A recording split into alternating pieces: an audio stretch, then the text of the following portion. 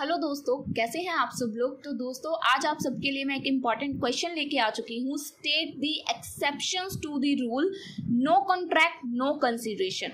ठीक है, तो ये टॉपिक थोड़ा सा इम्पॉर्टेंट है और 5 मार्क्स के लिए एग्जाम में आपको देखने को मिल सकता है। तो बेसिकली इसके ऊपर मैंने हैंड रिटन नोट्स की जैसे ही आपके लिए प्रिपेयर किए हैं, क्योंकि जब मैं पीडीएफ्स बनाती हूँ ना लैपटॉप पे तो बच्चे बोलते हैं दी हैंड से नोट्स लिखो, तो उसमें थोड़ा सा डिफिकल्टी हो रही है मुझे लिखने में, क्योंकि उसमें टाइम बहुत ज़्यादा जाता है। आई थिंक आपको पता है, आपको भी नोट्स बनाने में दिक्कत आती है, तो मुझे भी आएगी। मेरे पास कितनी क्लासेस होती हैं हैंडल करने के लिए। सो ट्राई कीजिए कि आप लोग इन पीडीएफ से अच्छे से समझ पाएँ, और पीडीएफ्स आपको मैं डिस्क्रिप्शन में दे देती हूँ सभी नोट्स की, तो आपको वहाँ से हेल्प हो जाती है। अदरवाइज आप लोगों को टेलीग्राम पे भी मैं पीडीएफ दे देती हूँ। तो मैंने इस बार ये कोशिश की है, थोड़ा सा चेंज किया है कि आपको जो पीडीएफ है ना, इसको जैसे आपकी कॉपी की शीट होती है वैसे प्रिपेयर किया है।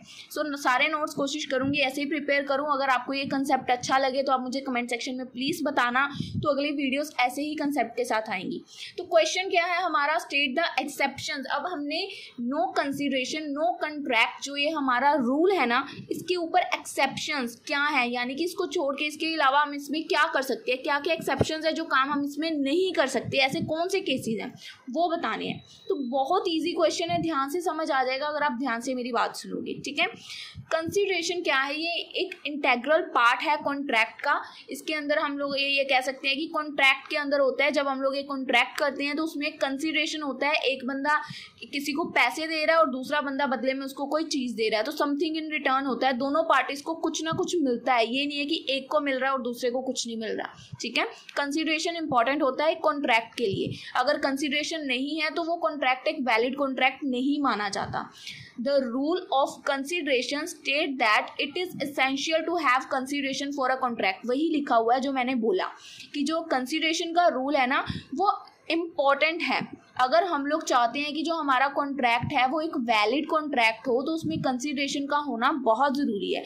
पर यहाँ पे कुछ स्पेसिफिक ऐसी एक्सेप्शंस हैं जिसमें अगर कंसीडरेशन नहीं भी होगी, no consideration no contract rule में जो है एक्सेप्शंस भी हैं। वैसे तो हमारा ये है कि अगर कॉन्ट्रैक्ट में कंसीडरेशन नहीं है तो कोई कॉन्ट्रैक्ट ही नहीं है। ठीक है, पर कुछ ऐसे रूल्स हैं जहाँ पे अगर कंसीडरेशन नहीं भी है तब भी कॉन्ट्रैक्ट है, तो वो रूल्स क्या हैं वो देखेंगे हम। Consideration, can you make a legal agreement without consideration. क्या आप एक ऐसी लीगल एग्रीमेंट करोगे जिसमें आपको कुछ देना तो पड़ रहा है, बदले में आपको कुछ मिल नहीं रहा?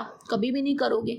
सो as per the section 10 section 25 of Indian contract act, consideration important है एक वैलिड कॉन्ट्रैक्ट के लिए। कंसीडरेशन के बिना कोई भी बंदा आज के ज़माने में कुछ नहीं करता।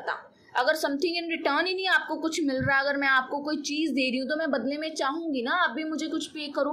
तो वही चीज़ यहाँ पे लिखी हुई है। अब सेक्शंस लिखने नहीं लिखने टोटली डिपेंड ऑन यू, इसको छोड़ भी सकते हो ये वाले पॉइंट को। ठीक है, इन सिंपल वर्ड बोले तो नो कंसीडरेशन नो कॉन्ट्रैक्ट। अगर आप मुझे बदले में कुछ दे नहीं रहे तो मैं बदले में आपको कुछ क्यों दूंगी?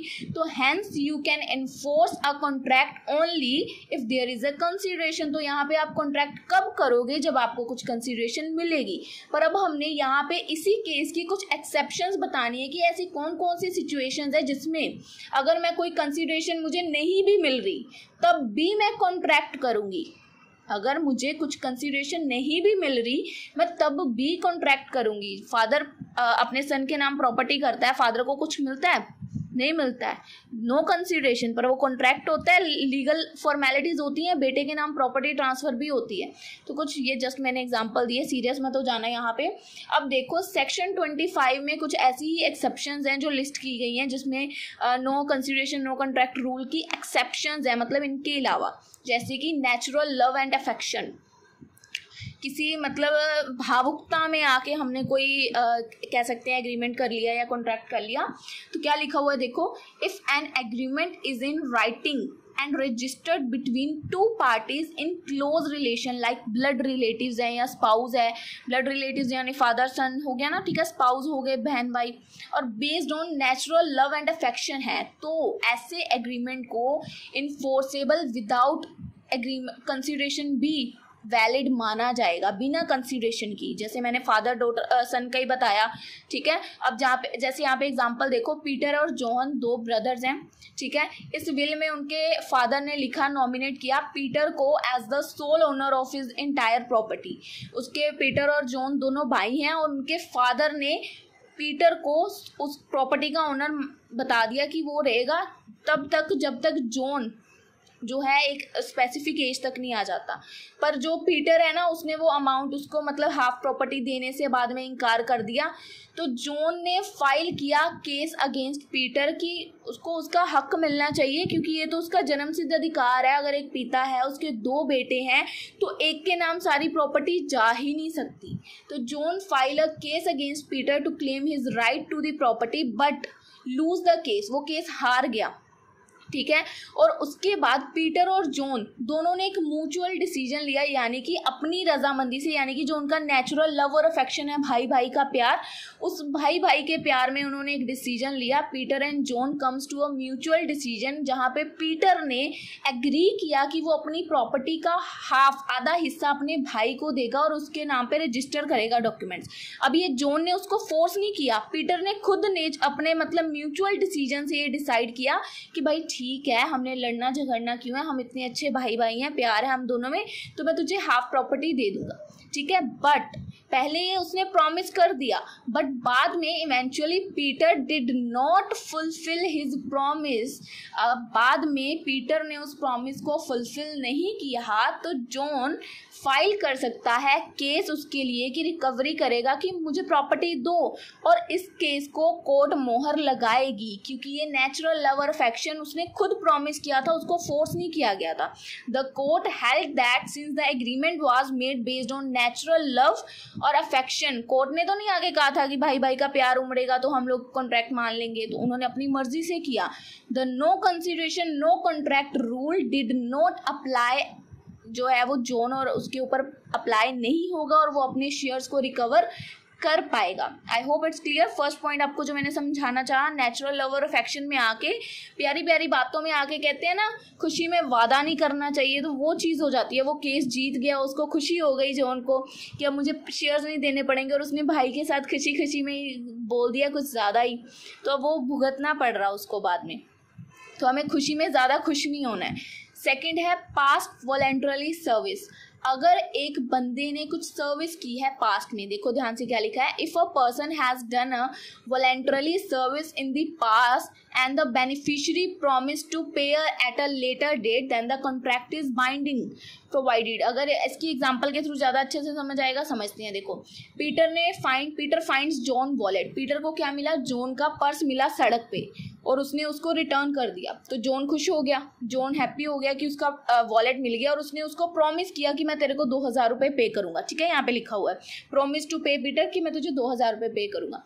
इन दिस केस टू कोई कंसिडरेशन तो है नहीं, उसने पर्स ही लुटाया, कुछ मतलब उसको मिलना तो नहीं था बदले में, और पीटर को भी कुछ जॉन को भी नहीं कुछ मिलना था उसको, उल्टा उसने प्रॉमिस कर दिया कि मैं तेरे को 2000 रुपये पे करूंगा।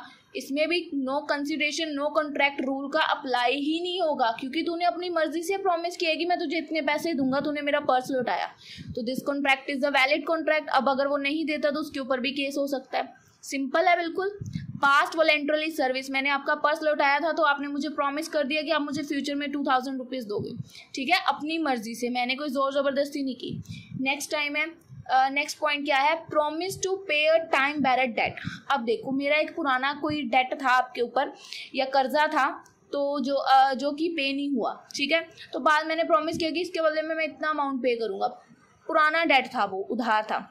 समझते हैं, if a person make a promise in writing signed by him or his authorized agent about paying a time barred debt, then it is a valid, तो वैलिड माना जाएगा, चाहे उसमें कोई कंसिडरेशन नहीं है। अब जैसे कि मैंने आपसे ना आज से 10 साल पहले 10 लाख रुपए लिए थे, ठीक है, आज से 10 साल पहले मैंने आपसे 10 लाख रुपए लिए थे। अब हमारी बॉन्डिंग बहुत अच्छी है, 10 साल बाद भी मुझे ना आपसे बात करने में हिचकिचाहट हो रही है कि मैंने इतने पैसे आपके लिए, तो मैंने जस्ट ऐसे ही फ्लो में प्रॉमिस कर दिया कि चल मैं उसके बदले में तुझे 1 लाख या 50,000 रुपये दे दूंगा, ठीक है। अब ये वैलिड कॉन्ट्रैक्ट, इसमें कंसिडरेशन कुछ भी नहीं है, वो तो 10 लाख डूब गए थे एक तरह से आपके लिए, तो बट एकदम से मेरे अंदर वो आ गया कि हाय मुझे शर्म आ रही है, मुझे आपको पैसे तो पे करने पड़ेंगे। मैंने अपनी मर्जी से प्रॉमिस किया कि मैं इतने पैसे आपको डेट के जो हैं वो पे करूंगी, किए नहीं, ठीक है ना। तो यहाँ पे अब देखो, the promise can be made to pay the debt wholly और इन पार्ट, तो मैंने प्रॉमिस कर दिया। अब एग्जाम्पल देखो, पीटर ओज ₹1 लाख टू जॉन, पीटर ने ना 1 लाख रुपए उधारे लिए जॉन से। He had borrow the money, 5 साल पहले उसने वो पैसे उधारे लिए और उसने वो एक भी रुपया वापस नहीं किया। हाउएवर ही नेवर पे अ सिंगल रुपीज, और उसने अब एक रिटर्न प्रॉमिस साइन कर दिया कि चल मैं तुझे 50,000 एज अ फाइनल सेटलमेंट उस लोन की पे कर दूंगा। इसमें भी कोई कंसिडरेशन, कोई कॉन्ट्रैक्ट नहीं था, क्योंकि अपनी मर्जी से कर रहे हैं, कोई इसमें वो नहीं है। तो सिंपल सी एग्जांपल है, इसमें भी कुछ समझाने वाला नहीं है। I hope it's clear. इसमें no consideration no contract rule apply नहीं होगा, बदले में दूसरे बंदे को कुछ नहीं मिलेगा, और वो चाहता तो ये 50,000 भी नहीं पे करता, अपनी मर्जी से कर रहा है वो, बदले में अब इसको कुछ तो नहीं मिलेगा ना, ना ही वो रिस्पेक्ट वापस आएगी। ठीक है। आफ्टर दैट गिफ्ट, अगर हम किसी को गिफ्ट देते हैं, समथिंग इन रिटर्न मिलता है? कुछ नहीं मिलता है। वो बड़े बड़े लोगों के चोचले हैं रिटर्न गिफ्ट देने, हमारे यहाँ कहाँ होता है। तो यही लिखा हुआ है, the rule of no consideration no contract does not apply to gift. ये भी सेक्शन लिखा हुआ है इसका, अगर आपको करना है कि section 25 of the Indian contract act 1872, इसमें भी जो एग्रीमेंट का रूल है, without consideration being void does not apply to gift. बिना कंसिडरेशन के कॉन्ट्रैक्ट वॉइड यानी कि गलत माना जाता है, पर वो गिफ्ट वाली कैटेगरी पे अप्लाई नहीं होगा, क्योंकि गिफ्ट हम अपनी मर्जी से देते हैं, made by a donor and accepted by a donee. ठीक है। इसके बाद आता है, अगर हम कोई चैरिटी करते हैं तो चैरिटी भी हम अपनी मर्जी से करते हैं। If a person undertake a liability on the promise of another, अगर एक बंदे ने किसी चीज़ की लाइबिलिटी ली है कि मैं इतने पैसे पे करूंगा, कंट्रीब्यूट करूंगा, इतने पैसे चैरिटी दूंगा, then the contract is valid. इसमें ये तो नहीं है कि अगर मैं चैरिटी कर रहा हूँ, किसी गरीब को कुछ खाने को दे रहा हूँ, तो बदले में वो गरीब भी मुझे कुछ देगा, अपनी मर्जी से कर रहा हूँ, तो यहाँ पे भी ये रूल अप्लाई नहीं होगा, no consideration no contract. That's all about today's question. No consideration no contract में हमने क्या क्या देखा, एक बार दोबारा बता रही हूँ। चैरिटी अगर करते हैं उसमें नो कंसिडरेशन अप्लाई नहीं है, गिफ्ट्स इसमें भी अप्लाई नहीं है। अगर हम लोग कोई पुराना डेट हमारा पड़ा हुआ है उसको पे करने की बात कर देते हैं, इसमें भी रूल अप्लाई नहीं होगा। अगर कोई पास वॉलेंटरली सर्विस है, जैसे किसी की मतलब हेल्प कर देना, रास्ते में किसी जाती हुई अबला नारी की, जैसे आप लोग बोलते हैं कि स्कूटी खराब हो गई तो आपने हेल्प कर दी, तो आप क्या चाहते हैं बदले में? क्या वो आपकी हेल्प करेगी? नहीं करेगी। ठीक है। उसके बाद एक और ले लेते हैं, यहाँ पे कौन सा पॉइंट है हमारा, natural love and affection. So I hope आपको ये क्वेश्चन ईजिली क्लियर है। जितने प्यार से मैंने समझाया है उतने ही प्यारा मुझे आपका इस वीडियो पे रिस्पॉन्स देखने को मिलेगा। आई होप ये क्वेश्चन क्लियर है। ये क्वेश्चन 5 मार्क्स के लिए इंपॉर्टेंट है और एग्जाम में देखने को मिलेगा आपको, क्योंकि ये इंपॉर्टेंट है थोड़ा सा क्वेश्चन। सो आई होप आपका डाउट क्लियर है, और मिलेंगे आपको अपनी अगली वीडियो में। तब तक के लिए गुड बाय।